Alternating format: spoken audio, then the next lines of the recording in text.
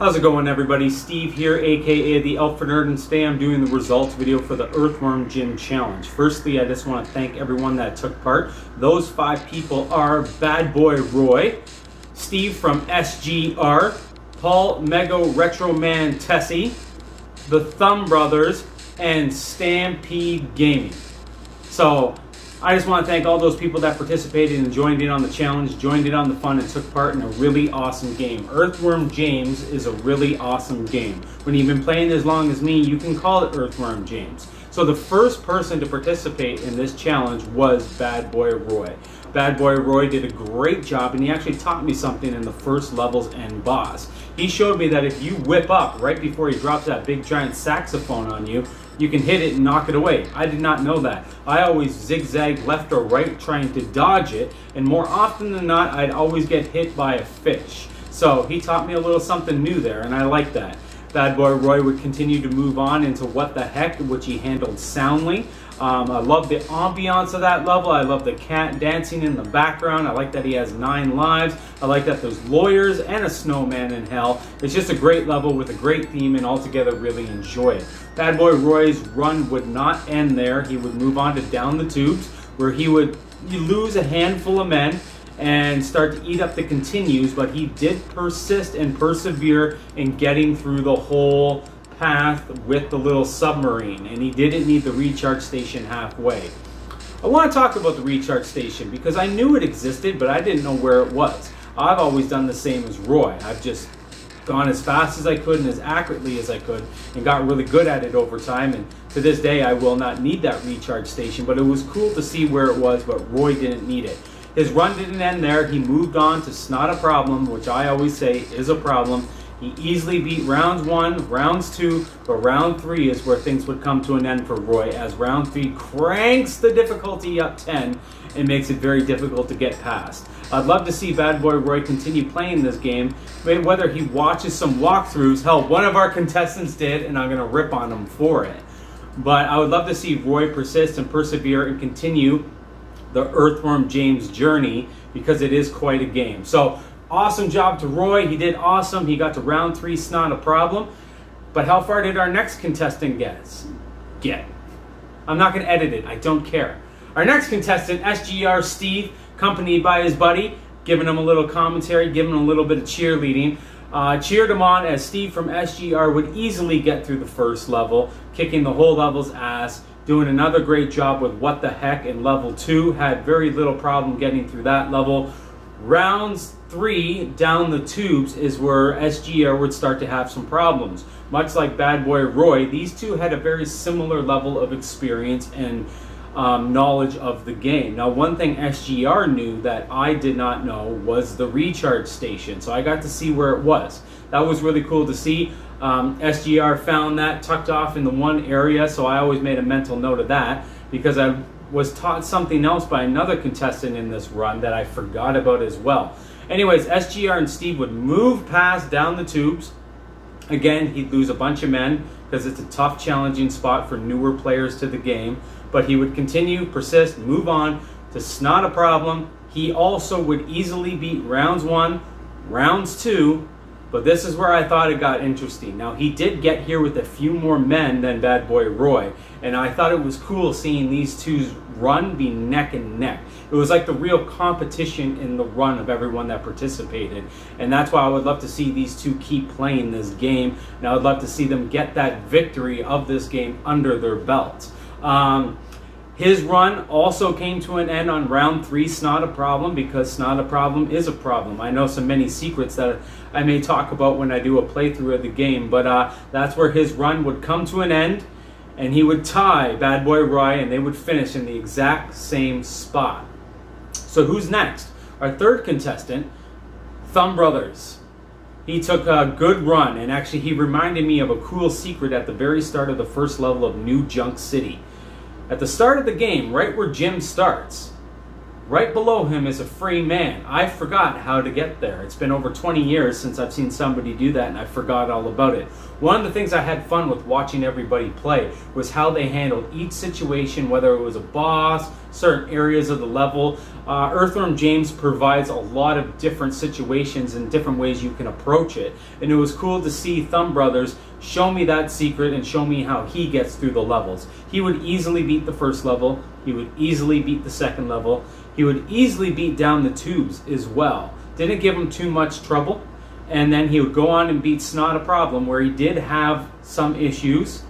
He found it kind of inconsistent, and actually he ended up beating it on a turn where he wasn't trying all that hard, which was kind of ironic after losing several men. But he would be the first person to surpass Snot a Problem round 3 and move on to level 5. Level 5 is where his run would come to an end. And again, why I'd love to see him continue this journey of this game. It's not that hard, especially if you go watch some other people's runs and learn some of the tricks of the trade on how to get through this game. Like I said, one of our contestants consulted a walkthrough, and I'm going to make fun of them for it, though I don't blame them due to their circumstances. So Thumb Brothers would get a good 10% into level 5, which is a very long level, a very grueling level for new players, and one of the ones that will discourage new players. It's actually pretty easy once you know what to do, but every video game is generally easy when you know what to do. So who would come next? Who would be our next contestant? Our next contestant, and would finish second place, who could be disqualified for multiple reasons, but I won't disqualify him because it's just for fun. He could be disqualified for number 1, playing on Super Nintendo. Paul Mega Retro Man Tessie decided to play Super because he didn't have the Genesis. Even though he played a ROM, he chose to play the Super Nintendo ROM. You don't have a Sega ROM, Paul? What's going on? It doesn't really matter, guys. It was all for fun, and in the end, I thought it was really cool to see a full playthrough of the Super Nintendo version, something I've never done. Now, I do want to talk about some of the major differences in this game. Now, on the Super Nintendo, the image is stretched. So Jim's shoulders are more broad. The whole image is more broad. This makes Buttville easier to do because now with it being stretched, the pathway down is wider and easier to navigate through. Down the tubes is stretched in all matters, making navigating through the tubes with your submarine also easier due to the stretched image. Now, none of it really mattered because Paul would easily get past all the early stages. He'd even easily get past level 5 and beat level 5's boss, like a boss. This is where things get funny. This is where things get interesting. Moving on to level 6, for Pete's sake, is where things would kind of get shitty for Paul. Paul actually showed me something incredible I've never seen before. So on this notion, it was really neat. Paul found a secret, or know of a secret, where he would intentionally get hit by the dog, then whip the dog, Peter Puppy, into a hole, and he would time it so when he dropped him, he dropped the dog into a hole, meaning that he got to play the rest of the level for Pete's sake without having to guide the dog along with the whip. This blew my mind. However, I tried this out on the Genesis. They fixed this. Because the Genesis version was released about 10 months after, they fixed the aspect ratio. Then it's no longer stretched, because it does look kind of shitty all stretched out. They fine-tuned everything, actually fixed the audio. This is one of those rare situations where the Genesis audio is, no question, more clear, more crisp, with better treble, better bass, better reverb, all on the Genesis. So they improved the sound, they improved the overall game, they improved the aspect ratio, which is huge for me, because the stretched image looks poor. But they also fixed that little glitch in For Pete's Sake. You cannot perform this trick. Now, if you check out Paul's run, he, even when he CC'd after the fact, not the run he sent to me, he still does this cheap little trick. So that's like disqualification number 2. He played on Super, he's using this cheesy little trick to knock Peter Puppy into the hole, but it was really cool to see. So anyways, Paul cheats his way through For Pete's Sake, and then he gets to the last stage on Super Nintendo because it doesn't have level 7, Intestinal Distress. So in Buttville, Paul did awesome. He got down the whole thing like a boss, killed it first try. He would continue on doing a pretty good job getting through the majority of Buttville near the end. When he got to the end, he ran into some serious problems. He kept getting one shot killed by these green little monsters that jump out. And that's when we caught Paul consulting a walkthrough, clicking away, watching and viewing, spending a good handful of minutes. What the fuck do you do? Now here's the reason I don't fault Paul. He got all the way through the game. He got this far in the game and he was like, you know what?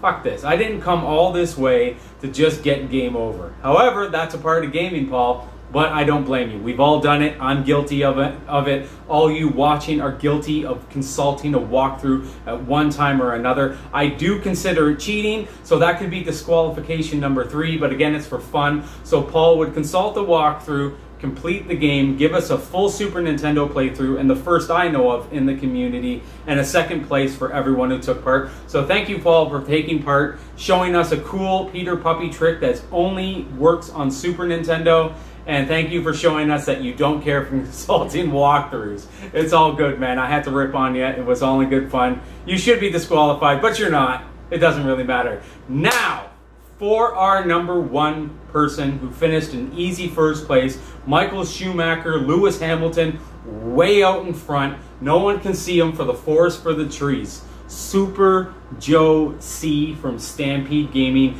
nearly did the no death run. He only died but 2 times. Not only did Joe play through the entire game and only died twice, he then would finish the game, go to the options, turn it up to difficult mode, and play through the game on difficult as well with very little struggle. He still lost a shit ton of men on difficult, upwards 20, but in the end, he still beat the game on hard, which is super impressive. What is more impressive to me is the fact that he beat the game, the Genesis version. No stretched image, making down the tubes a bit easier. No stretched image to make Buttville a bit easier. And it has intestinal distress. So we got to see intestinal distress with Joe's playthrough. He was the only one who got that far on the Genesis version to get to that exclusive level, which is actually a pretty tough level if you don't know what you're doing and you're not careful. It's got little stupid monsters everywhere, falling rocks that take a ton of damage. In the end, boss can kill you like that if you don't know what you're doing. But Joe knew exactly what he was doing. What I loved about watching SGR and Bad Boy Roy and Thumb Brothers play was their lack of experience with the game and seeing how they tackled these situations as newer players. On the flip side, it was really cool to see Paul, who had a mid-range amount of knowledge with the game, and it was his first time beating it for this challenge, which is something I'm really happy to see him do. I saw the smile on his face when he's like, he even said, he goes, that's my first time beating Earthworm Jim. Whether he consulted a walkthrough or used the puppy, fucking that cheat, Peter Puppy cheat, he still did it, and it was awesome to see that he did that for my challenge. And now I hope he continues to beat the shit out of the game, then try the Genesis version. But with Super Joe C, we saw, no question, the best Earthworm Jim player in the community. I am hard-pressed to imagine anyone else who can top a 2-death run at this game. Like I said, a no-death run would be very, very, very hard for the reasons that your health carries over. And he fell suspect to that in one of the worst ways possible. His first death came in For Pete's Sakes. Because on the Genesis version, you just have to play For Pete's Sakes the proper way. So I was amazed that Joe was able to beat level 5 without dying. I was amazed that he was able to beat Snot a Problem without dying. He did all that, got to For Pete's Sake, and lost his first man. After that, he kicked the shit out of that level. Alright? He beat the next Andy's Asteroids. He went on to beat Intestinal Distress, but he lost a lot of health on Intestinal Distress, and this is where he would lose his second man in probably one of the worst ways you'd want to die. Moving into Andy's Asteroids on low health, one asteroid took his second man.